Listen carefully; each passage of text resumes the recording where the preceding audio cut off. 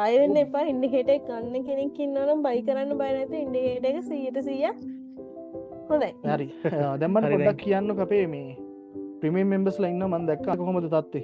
අත තිබ්බ ඉෂුව එක තමයි ගොඩක්ම අර ඒ කියන්නේ මැනුවලි කරාට පස්සේ පොඩ්ඩක් අර හිතන දේවල් වලින් මට සයිකෝලොජි එහෙම අවුල් ගිහිල්ලා ඒ කියන්නේ බයස් සෙට් වෙන්නේ නැහැ තමයි දවසකට. ඊට පස්සේ මේ ඉන්ඩිකේටර් යූස් කරද්දී තිබ්බ ප්‍රධාන වාසිය තමයි අර ඇනලිසිස් එක හැදෙනවනේ ඔටෝම ඉන්ඩිකේටර් එක. ඒකට පොඩ්ඩක් අර හිතන දේවල් අඩු හින්දා ඒක නෑ දැන්.